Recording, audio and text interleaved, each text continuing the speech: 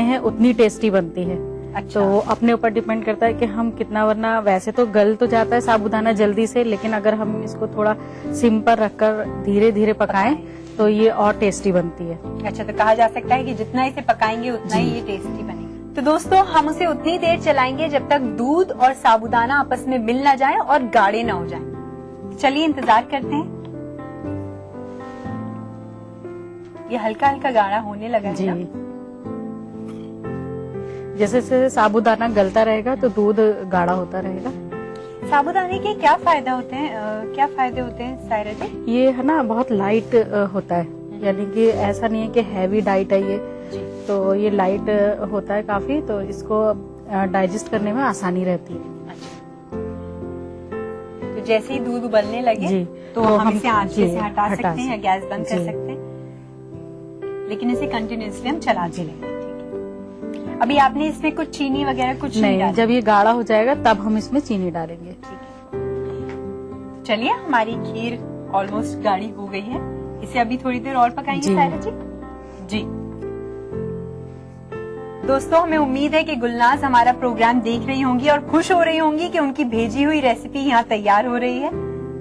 और मेन बात है कि सिलेक्ट हो गई है। जी ऑफ कोर्स।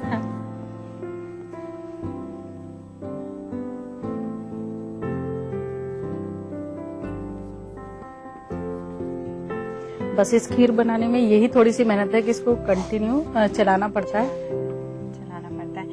आई थिंक ठीक भी है, जब खाने का शौक है तो बनाने का मेहनत करनी पड़ेगी।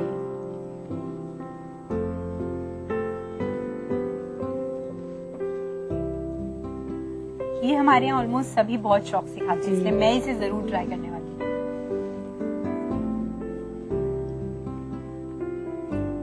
और ज्यादा इसमें शायद बस सिवाय चलाने के और कुछ ज्यादा मेहनत भी नहीं, ज्यादा मेहनत नहीं, इंग्रेडिएंट्स का ज्यादा, और इंग्रेडिएंट्स भी डिफिकल्ट इंग्रेडिएंट्स नहीं है। वो भी कम डल रहे हैं इसमें, सिर्फ हम चीनी है, कोकोनट पाउडर है और इलायची।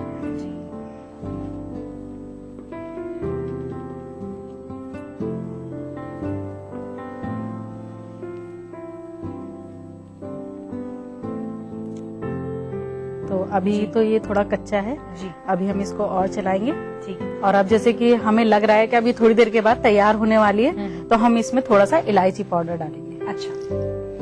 ताकि इसकी जो खुशबू है इलायची की वो पूरी खीर में अच्छी तरह से मिक्स हो जाए।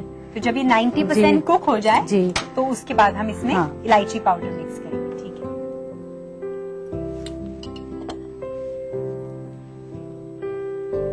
यानी कि अब हम इसमें जो भी हमारे पास है, जैसे कोकोनट पाउडर है, पिस्ता है, चीनी है, अब हम एक एक करके इसमें मिक्स करते जाएंगे। ठीक है, लाइए मैं इसे चलाती रहूं, आप मिक्स कर देंगे।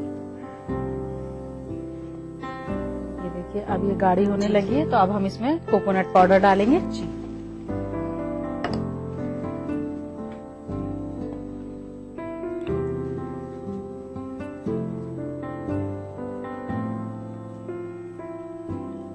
आप चाहें तो कोकोनट जो वैसा होता है, नारियल जिसको हम बोलते हैं, उसको कद्दूकश कर सकते हैं। जी जी, कोकोनट से और गाढ़ा हो जाता होगा ना सायरा जी? जी।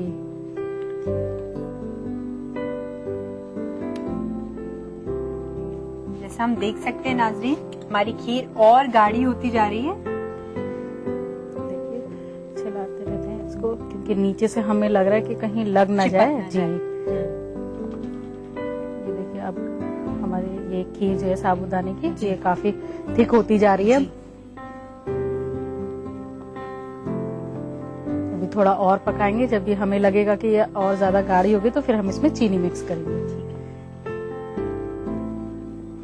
और किनारे से हम ये जो दूध चिपक जाता है ये हटाते रहेंगे ताकि ये जल ना जाए, और फिर क्योंकि जल जाता है तो फिर स्मेल आने लगती है।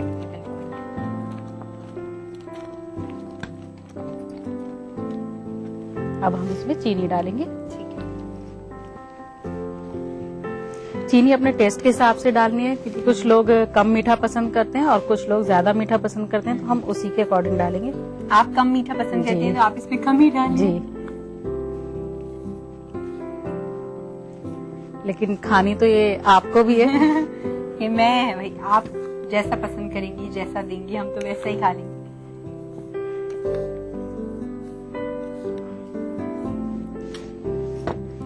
अब क्योंकि चीनी हमने डाली है तो चीनी अपना पानी छोड़ती है, हाँ। तो उसकी वजह से हम इसको थोड़ा और 5 मिनट पकाएंगे।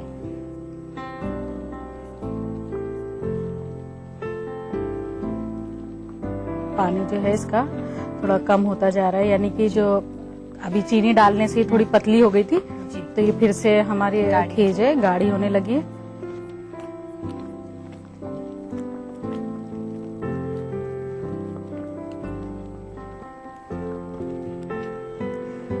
तो नाज़रीन बनकर तैयार है। अब गैस ऑफ कर दूं जी।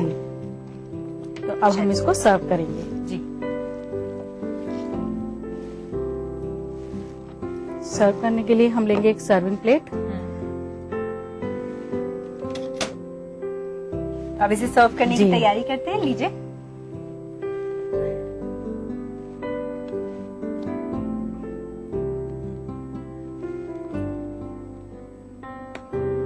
को गार्निश करेंगे पिस्ते के साथ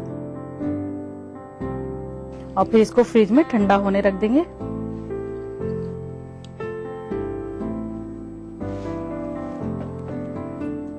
तो नाज़रीन बनकर तैयार है साबूदाने की खीर।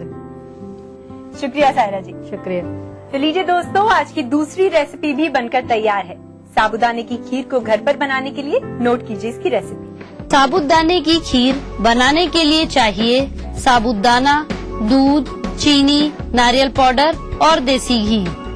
साबूदाने की खीर बनाने का तरीका, सबसे पहले एक पैन ले, उसमें दूध, साबूदाना, चीनी, इलायची पाउडर और नारियल पाउडर डालकर पकाएं और एक सर्विंग प्लेट में निकालकर सर्व करें। दोस्तों, हमें उम्मीद है कि आज की दोनों रेसिपीज आपने अच्छे से नोट कर ली होंगी और आप उन्हें घर पर बनाने की कोशिश जरूर करेंगे। जाने से पहले मैं शुक्रिया अदा करना चाहूंगी हमारी कुकिंग एक्सपर्ट सायरा बानो जी का। सायरा जी, आप शो पर आई, हमें अपना कीमती वक्त दिया, उसके लिए बहुत बहुत शुक्रिया। शुक्रिया। दोस्तों, गुलनाज की तरह आप भी हमारे शो का हिस्सा बन सकते हैं। बस आपको अपनी रेसिपी खत के जरिए हमें भेजनी होगी। अगर आपकी रेसिपी सिलेक्ट होती है तो उसे अगली बार हम अपने प्रोग्राम में जरूर शामिल करेंगे। अपनी रेसिपीज भेजने के लिए नोट कीजिए हमारा एड्रेस। हमारा पता है अक्से रसोई 2E/12 3rd floor, Jhandewalan extension, new Delhi 110055। हमारा ईमेल आईडी है responseurdu@etv.co.in। तो दोस्तों, अक्से रसोई के आज के इस एपिसोड में बस इतना ही। अगली बार एक और सेहतमंद किस्त के साथ मैं सरवत ज़हरा आप सभी की खिदमत में जरूर हाजिर होंगी। तब तक के लिए आप अपनी सेहत का पूरा ख्याल रखिएगा। मुझे दीजिए इजाजत। खुदा हाफिज।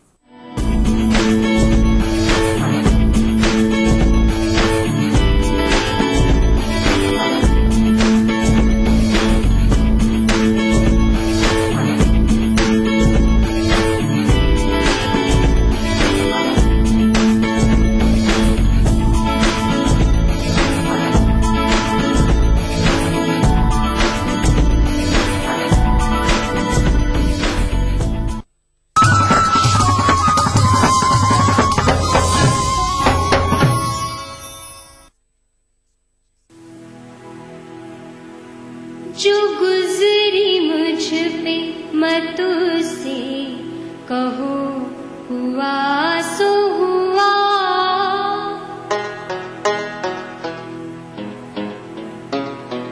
जो गुजरी मुझ पे मत से कहो हुआ सो हुआ, बला कशाने मोहब्बत पे जो हुआ सो हुआ, बला कशाने मोहब्बत पे जो हुआ सो हुआ।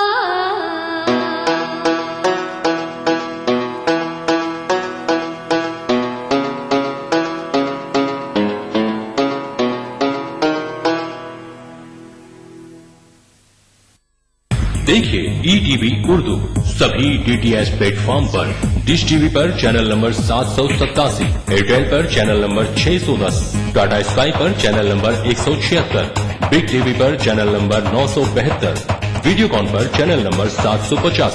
देखिए आपका अपना चैनल और भी बेहतर क्वालिटी में। अदा करूं नमाज मस्जिद हराम में ऐसा दिन आए, मेरे अल्लाह ये सादत मेरे हिस्से में एक दिन आए। रब्बना आतिना फिद दुनिया हसना व फिल आखिरति हसना व क़िना अज़ाबन नार व सल्लल्लाहु वसल्लम अला अब्दिही व रसूलिही नबीना मुहम्मदिन व आलिही व सहबिही अजमईन वल्हम्दुलिल्लाहि रब्बिल आलमीन। अल्हम्दुलिल्लाहि रब्बिल आलमीन अर्रहमानिर रहीम मालिकि यौमिद्दीन इय्याक नअबुदु व इय्याक नस्तईन इहदिनस सिरातल मुस्तकीम सिरातल लज़ीना अनअमत अलैहिम गैरिल मग़दूबि अलैहिम वलद्दाल्लीन। ईटीवी उर्दू पर पहली बार मस्जिद हराम मक्का मुकर्रमा से खुतबा जुमा और नमाज जुमा के रूह परवर मनाज़िर का रास्त टेलीकास्ट हर जुमा दोपहर 3 बजे सिर्फ ईटीवी उर्दू पर। ईटीवी उर्दू पर अगला प्रोग्राम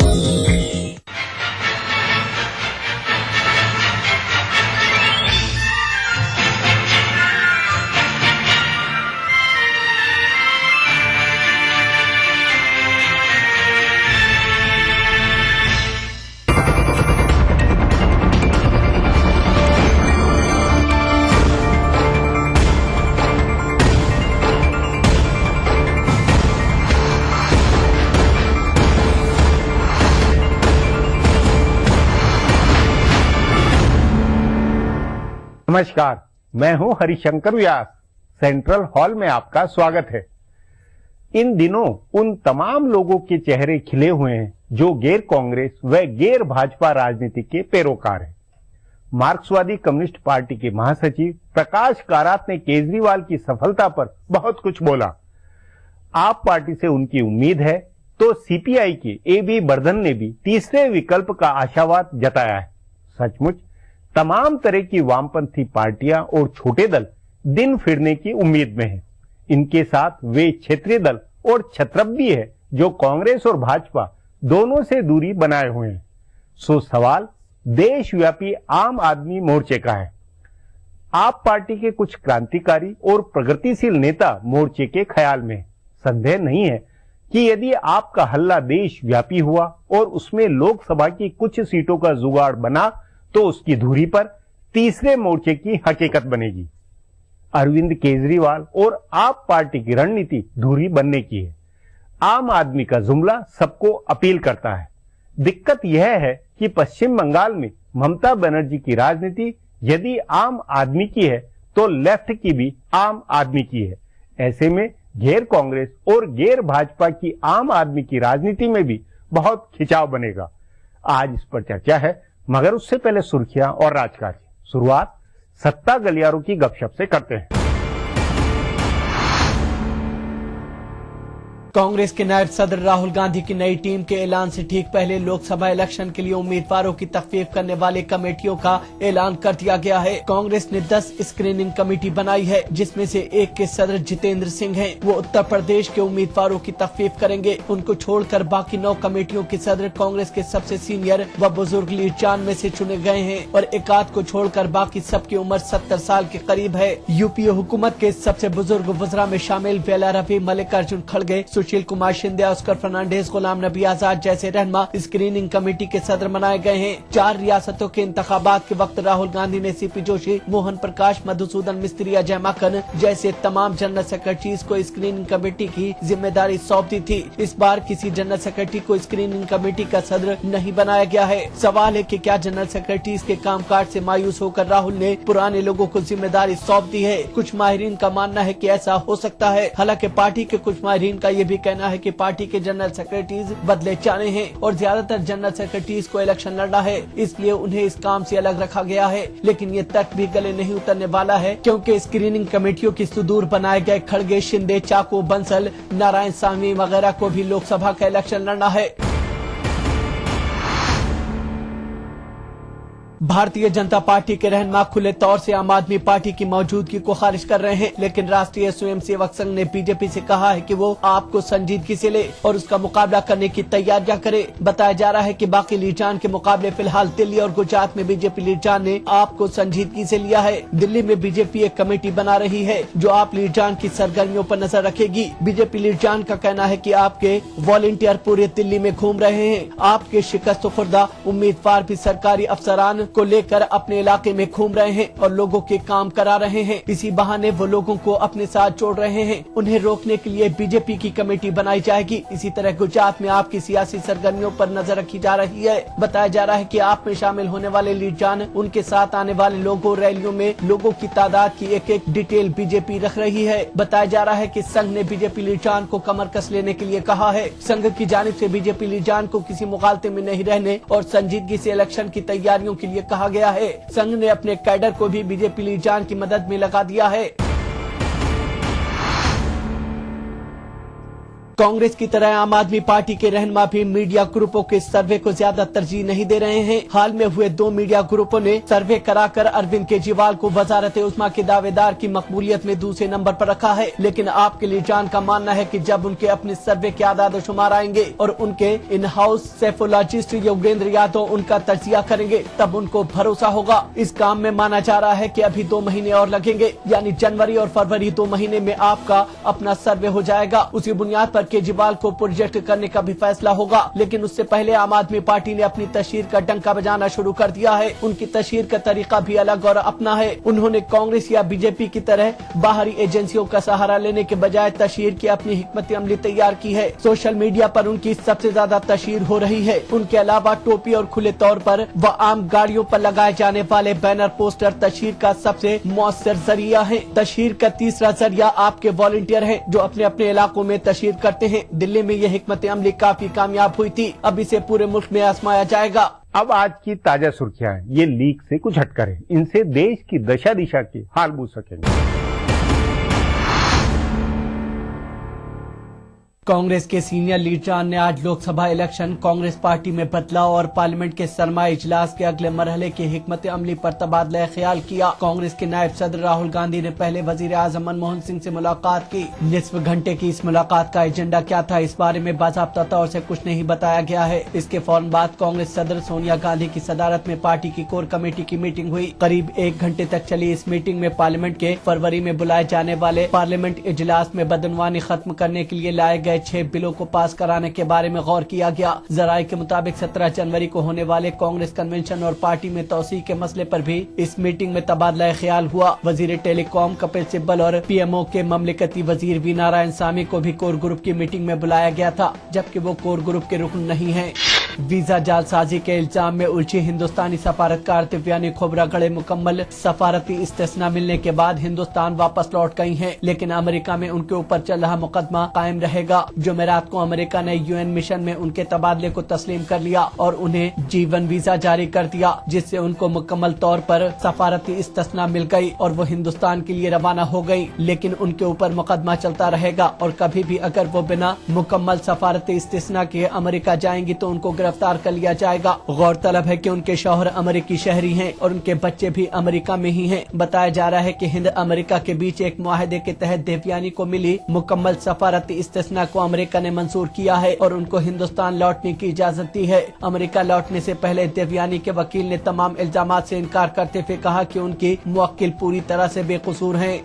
आम आदमी पार्टी की मेंबर साजी मुहिम बाज़ाब्ता तौर से आज से शुरू हो गई है। मेंबर साजी मुहिम के पहले दिन ऑनलाइन 3 लाख से ज्यादा अरकान बने। पार्टी के कौमी कन्वीनर अरविंद केजरीवाल ने कहा कि उनका हदफ 16 दिन तक चलने वाले इस मेंबर साजी मुहिम के दौरान 1 करोड़ अरकान बनाने का है। उन्होंने एक टेलीफोन नंबर जारी किया है। उन्होंने कहा है कि 07798220033 पर डायल करके या आप मैसेज करके फौरी रुकन बना जा सकता है। अरविंद केजरीवाल ने ये भी वाज़ेह कर दिया है कि 26 जनवरी के बाद भी आपकी रुकनियत मुहिम चलती रहेगी, बंद नहीं होगी। आपने हिंदुस्तान के अलग अलग हिस्सों में 300 ऑफिसेस खोले हैं और मैं भी आम आदमी नाम से पूरे मुल्क में मेंबर साजी मुहिम शुरू की है।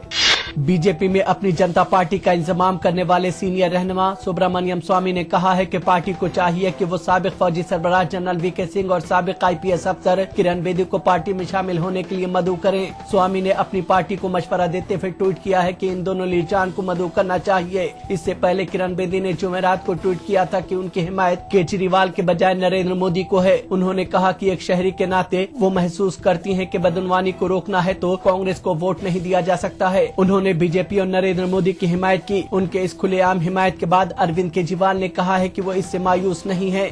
मरकजी वजीर दाखिला सुशील कुमार शिंदे ने कहा है कि हिंदुस्तान में सबसे मतलूब इंतहा पसंद दाऊद इब्राहिम पाकिस्तान में छिपा हुआ है। उन्होंने दिल्ली में अपने माहाना प्रेस कॉन्फ्रेंस के दौरान कहा कि उनको इस बात की पुख्ता जानकारी है कि दाऊद इब्राहिम पाकिस्तान में है और उसका बहुत बड़ा गैर कानूनी कारोबार है। उन्होंने बताया कि गुज़िश्ता साल उनके अमेरिका दौरे के दौरान इस पर वहाँ के अटॉर्नी जनरल से बातचीत हुई थी और दोनों ममालिक में तय हुआ था कि वो दाऊद के बारे में आपस में इत्तलात का लेन देन करेंगे। सुशील शिंदे ने इशरत जहां के बारे में पूछे गए सवालों का जवाब नहीं दिया। नरेंद्र मोदी या अरविंद केजरीवाल के चैलेंजेस के बारे में पूछे गए सवाल के जवाब में उन्होंने कहा कि कांग्रेस ने इससे बड़े बड़े चैलेंजेस देखे हैं और ज्यादा ताकतवर होकर वापस लौटी है। कांग्रेस जनरल सेक्रेटरी दिग्विजय सिंह ने एक बार फिर अपनी पार्टी को मशवरा देते हुए कहा है कि वजारत उज़्मा के दावेदार को पेश करने के मामले में पार्टी को एहतियात बरतना चाहिए। उन्होंने सहाफियों से कहा कि वो पहले से कहते आ रहे हैं कि जमहूरियत में इंतखाब शख्सियतों के नाम पर नहीं होता है बल्कि पार्टियों की पॉलिसियों और प्रोग्राम के इशू पर लड़ा जाता है। उन्होंने कहा कि पार्लियामेंट या असम्बलियों के लिए मुंतखब किए गए अरकान अपना रहनुमा मुंतखब करते हैं जो वजीर आजम या वजीर आला का दावेदार होता है। दिग्विजय सिंह ने कहा कि पार्लिमानी जमहूरियत में एक वजीर आजम होता है और एक शैडो वजीर आजम भी होता है और यकीनी तौर से अपोजिशन की रहनुमा के नाते शैडो वजीर आजम सुषमा स्वराज है। दिग्विजय सिंह के इस बयान से राहुल गांधी को वजारत उज़्मा के दावेदार के तौर पर पेश किए जाने के मसले पर पार्टी की कशमुकश जाहिर हुई है। गौरतलब है कि 17 जनवरी को कांग्रेस कन्वेंशन में राहुल को वजारत उज़्मा के दावेदार के तौर पर पेश किए जाने का मुतालबा पार्टी में उठ रहा है। उत्तर प्रदेश के वजीर आला अखिलेश यादव ने जबरदस्त तामझाम के साथ हुए सैफई महोत्सव पर वजाहत की है। उन्होंने मीडिया की खबरों को गलत बताते हुए कहा है कि इस महोत्सव पर 300 करोड़ रुपए नहीं खर्च हुए। उन्होंने मीडिया पर हुकूमत मुखालिफ माहौल बनाने का इल्जाम लगाते हुए कहा कि जिन लोगों ने 300 करोड़ रुपए खर्च किए जाने की खबरें दिखलाई हैं उनको इसका हिसाब देना चाहिए। वजीर आला ने कहा कि सैफई महोत्सव पर 6-7 करोड़ से ज्यादा खर्च नहीं हुआ है। उन्होंने मीडिया पर नुक्ताचीनी करते हुए कहा कि वो वजीर आला है, इस नाते उनसे मुजफ्फरनगर फसादात के बारे में सवाल पूछा जा सकता है, लेकिन फिल्म अदाकारों से इस बारे में सवाल पूछना कहां तक जायज है। फिलहाल अब एक ब्रेक है, फिर राजकाज की खबर देने वाली बातें होंगी।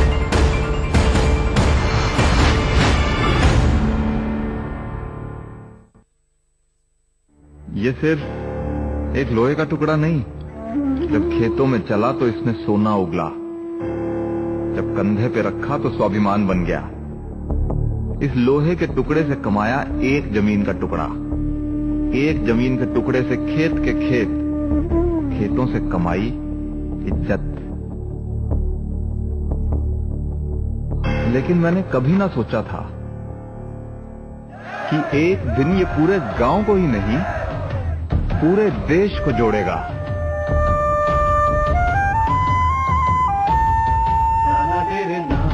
ये कहानी थी एक गांव के योगदान की। इसी तरह देश का हर गांव देगा एक कृषि औजार जिसके लोहे को मिलाकर बनेगी दुनिया की सबसे ऊंची किसानों के महान नेता लौह पुरुष सरदार पटेल की प्रतिमा। श्री नरेंद्र मोदी प्रेरित महाअभियान स्टैच्यू ऑफ यूनिटी, एक भारत श्रेष्ठ भारत।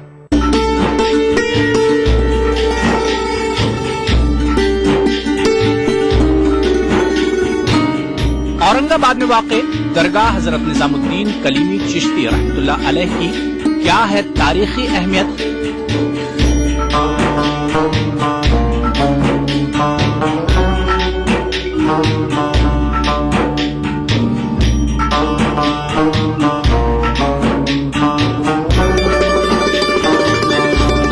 देखिए प्रोग्राम बारगाहे अकीदत में बुध की रात 8:30 बजे और जुमा दोपहर 2:30 बजे सिर्फ ETV उर्दू पर। मुल्क का अगला वजीर आजम जो है वो कौन होगा? मैं क्या सोच रहा हूँ, बल्कि हर आम आदमी इस बात को सोच रहा है कि जो अगला जो इलेक्शन होने वाला है वो होगा केजरीवाल वर्सेस मोदी। आपकी जो पार्टी है आप, वो भी कहीं ना कहीं आम इंतखाबात में उसका रोल रहने वाला है और मुकाबला जो है उसका ही बीजेपी से होगा, कांग्रेस कहीं नहीं है। जावेद साहब इनकी बात से इत्तेफाक रखते हैं आप? मैं एक बात आपको बता दूं, ये वही है कि आपके पास नया नया मसला है तो इसमें आप उस चीज को जरा जोश के साथ कह रहे हैं। तो हिंदुस्तान का प्राइम मिनिस्टर जो है वो कौन बनने वाला है? आप तो कहेंगे बिल्कुल जो है नरेंद्र मोदी बनने वाले हैं। जो कांग्रेस है, इतनी पुरानी पार्टी है, उसका कहीं जो है वो खाता खुलता हुआ नजर नहीं आ रहा आपको, या फिर कहा जाए उसका कहीं बहुत ज्यादा रोल नहीं रहने वाला?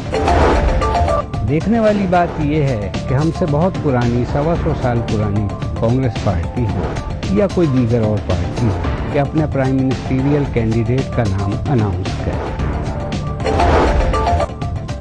कौन बनेगा मुल्क का नया वजीर आजम?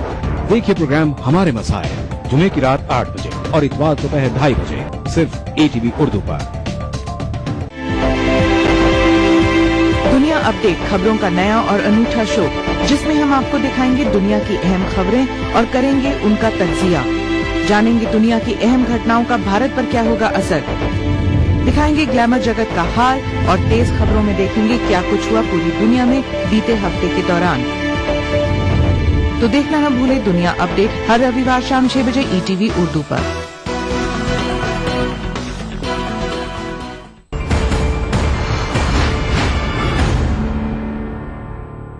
ब्रेक के बाद आपका स्वागत है। हाशिए में इधर उधर कई बातें व घटनाएं दबी हुई होती है, इनका खासा राजनीतिक अर्थ होता है। उन्हीं में से अब पेश है राजकाज की कुछ बातें। कांग्रेस पार्टी अगले इलेक्शन के लिए क्या फिर अपनी पुरानी हलीफ जमातों के साथ ही तालमेल करेगी? इस बारे में AICC कन्वेंशन में कुछ ऐलान हो सकता है, लेकिन उससे पहले कांग्रेसी लीडरान की सरगर्मी से इसका कुछ इशारा मिलता है। कांग्रेस सरबराह सोनिया गांधी और नायब सदर राहुल गांधी दोनों दिल्ली में RJD सरबराह लालू प्रसाद यादव से मिले हैं। इससे बिहार में RJD के साथ तालमेल का अंदाजा लगाया जा रहा है। इसी तरह गुलाम नबी आजाद ने तमिलनाडु के साबिक वजीर आला करुणानिधि से मुलाकात की। बताया जा रहा है कि कांग्रेस करुणानिधि और कैप्टन विजयकांत को साथ लेकर एक मजबूत इत्तेहाद तैयार करना चाहती है। झारखंड में पार्टी अपने पुराने हलीफ JMM के साथ हुकूमत चला रही है और महाराष्ट्र में भी NCP की नाराजगी खत्म करके उसे मना लिया गया है। पार्टी के कुछ रहनुमा मगरबी बंगाल में ममता बनर्जी के साथ इत्तेहाद की मुहिम चला रहे हैं, तो असम के वजीर आला तरुण गोगोई बदरुद्दीन अजमल के साथ इत्तेहाद के लिए आगे बढ़े हैं। कांग्रेस के नायब सदर राहुल गांधी ने पहले अपने एक दिन के अमेठी दौरे को दिन भर के लिए कराया था और बाद में उसे मुलतवी कर दिया। कहा जा रहा है कि जिस रामलीला मैदान में राहुल की रैली मुनाकिद होनी थी, वहां बारिश की वजह से पानी जमा हो गया और मैदान गीला है। इसी मैदान पर 12 जनवरी को कुमार विश्वास की रैली होनी है। अगर वो अपनी रैली करते हैं तो ये उनकी और उनके कारकुनान की बड़ी दिमागी तौर पर जीत होगी। कांग्रेस के कई लीडरान का मानना है कि राहुल को अमेठी जाना चाहिए था। रैली के अलावा स्टेट बैंक के ब्रांचेस का इफ्तिताह होना था, रेल नीर की यूनिट और रेलवे के शॉपिंग कॉम्प्लेक्स का भी इफ्तिताह किया जाना था और सबसे अहम यह है कि राहुल की कारकुनान के साथ मीटिंग होनी थी। रैली नहीं होती तो ये तमाम काम होते। अब आपके लीडरान का कहना है कि आम आदमी पार्टी की रैली का रिस्पांस देखने के बाद राहुल की रैली कराई जाएगी, इसलिए उनका दौरा मुलतवी कर दिया गया है। भारत की राजनीति में फिलहाल नरेंद्र मोदी नंबर 1 पहलवान है। इस कारण गैर भाजपावाद की कोशिशें दिनों दिन बढ़ेगी। तभी केजरीवाल पर कांग्रेस से लेकर लेफ्ट की उम्मीदें पैठनी है। आप में हवा भरी जाएगी तो इसके इर्द गिर्द तमाम किस्म के लोग व ग्रुप जमा होंगे। इस पर आगे चर्चा करें उससे पहले देखें मेरा ये खुलासा। आम आदमी पार्टी को तीसरा मोर्चा बताया जाने लगा है। कांग्रेस के कई रहनुमा तो आपको दूसरा मोर्चा बनाने में बेताब थे, लेकिन पार्टी की जानिब से सख्ती किए जाने के बाद ऐसे रहनुमा अब शायद खामोश हो जाएंगे। लेकिन तीसरे मोर्चे की सियासत करने वाले लीडरान की सरगर्मी जरूर बढ़ गई है। उनको लग रहा है कि आपके तौर पर एक पार्टी और अरविंद केजरीवाल के तौर पर एक रहनुमा मिल गया है, जिसके इर्द गिर्द तीसरे मोर्चे का ताना बाना बुना जा सकता है। चूँकि अप्रैल मई में होने वाले आम इंतखाबात का एक महवर नरेंद्र मोदी बने हैं, इसलिए सबको उनसे मुकाबला दिख रहा है। ऐसे में गैर बीजेपी वाद की सियासत करने वाली सेकुलर पार्टियों को भी आपसे काफी उम्मीदें वाबस्ता हैं। लेकिन मुश्किल ये है कि गैर बीजेपी और गैर कांग्रेसवाद की सियासत करने वाली पार्टियां अपने को आपसे कम नहीं मानती हैं। बाया महाज जमातों के रहनुमा भी वैसे ही सादगी से रहते हैं, जिसका ढिंडोरा अरविंद केजरीवाल के लिए पीटा जा रहा है। सियासी और उसूली शफाफियत में भी लेफ्ट का जवाब नहीं है। लेफ्ट के अलावा ममता बनर्जी से लेकर नीतीश कुमार और नवीन पटनायक तक सभी साफ सुथरी सियासत में यकीन करते हैं। फिर ये कैसे अरविंद केजरीवाल को को रहनुमा मानेंगे, ये एक अहम सवाल है। तमाम तरह के इलाकाई पार्टियों से अभी आम आदमी पार्टी का फासला बना हुआ है। इलाकाई पार्टियां आपको अपना मुखालिफ मान रही हैं। उनको लग रहा है कि कहीं आप उनके वोट बैंक में सेंध न लगा दे, जैसा उसने दिल्ली में किया। दिल्ली में आपने कांग्रेस और बीजेपी से ज्यादा नुकसान बीएसपी को पहुंचाया। बीएसपी का 3/4 वोट आपके खाते में चला गया। चुनांचा कई इलाकाई पार्टियां आपको खारिज कर रही हैं और उसे अपना मुखालिफ मान रही हैं। इस लिहाज से कहा जा सकता है कि एक तरफ सादगी और उसूली ईमानदारी के मसले पर लीडरान के अहम के टकराव का मसला है, तो दूसरी जानिब वोट बैंक की सियासत को लेकर पार्टियों के बीच छिड़ी जंग है। ऐसे में इस बात के इम्कानात कम है कि मेन स्ट्रीम की किसी पार्टी के साथ आपका कोई इत्तेहाद होगा। आपके रहनुमा ऐसा कोई तालमेल नहीं करना चाहते हैं। वो फिलहाल हाशिए पर पड़ी पार्टियों और